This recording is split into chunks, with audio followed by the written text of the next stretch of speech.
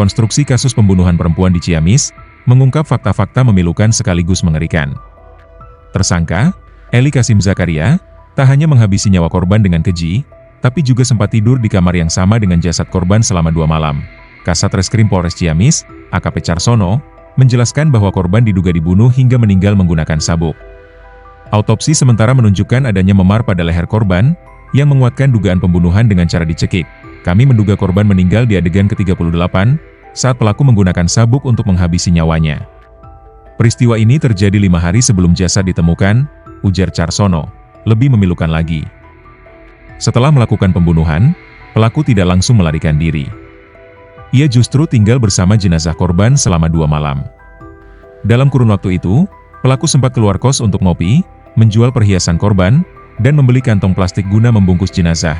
Pihak keluarga korban yang turut menyaksikan jalannya rekonstruksi tak kuasa menahan duka. Ayah korban bahkan pingsan di lokasi kejadian dan harus dievakuasi oleh warga serta polisi. Sementara itu, kakak korban menyatakan harapan agar pelaku dihukum seberat-beratnya. Dugaan motif ekonomi juga mencuat dalam kasus ini, pelaku diketahui menjual perhiasan milik korban setelah pembunuhan, meski belakangan diketahui barang tersebut adalah palsu. Atas perbuatannya, tersangka dijerat pasal berlapis, pasal 338 KUHP tentang pembunuhan, pasal 340 KUHP tentang pembunuhan berencana, serta pasal 351 ayat 3 KUHP tentang penganiayaan yang menyebabkan kematian dengan ancaman hukuman tertinggi adalah hukuman mati.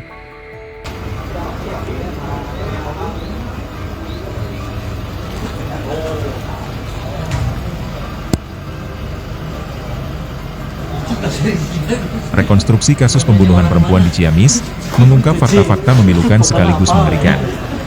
Tersangka, Eli Kasim Zakaria, tak hanya menghabisi nyawa korban dengan keji, tapi juga sempat tidur di kamar yang sama dengan jasad korban selama 2 malam.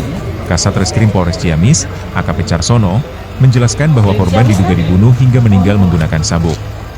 Autopsi sementara menunjukkan adanya memar pada leher korban, yang menguatkan dugaan pembunuhan dengan cara dicekik. Kami menduga korban meninggal di adegan ke-38, saat pelaku menggunakan sabuk untuk menghabisi nyawanya. Peristiwa ini terjadi 5 hari sebelum jasad ditemukan, ujar Carsono, lebih memilukan lagi. Setelah melakukan pembunuhan, pelaku tidak langsung melarikan diri. Ia justru tinggal bersama jenazah korban selama 2 malam. Dalam kurun waktu itu, pelaku sempat keluar kos untuk ngopi, menjual perhiasan korban, dan membeli kantong plastik guna membungkus jenazah. Pihak keluarga korban yang turut menyaksikan jalannya rekonstruksi tak kuasa menahan duka. Ayah korban bahkan pingsan di lokasi kejadian dan harus dievakuasi oleh warga serta polisi. Sementara itu, kakak korban menyatakan harapan agar pelaku dihukum seberat-beratnya.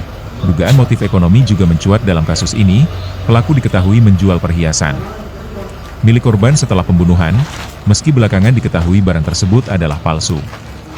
Atas perbuatannya, tersangka dijerat pasal berlapis, pasal 338 KUHP tentang pembunuhan, pasal 340 KUHP tentang pembunuhan berencana, serta pasal 351 ayat 3 KUHP tentang penganiayaan yang menyebabkan kematian dengan ancaman hukuman tertinggi adalah hukuman mati.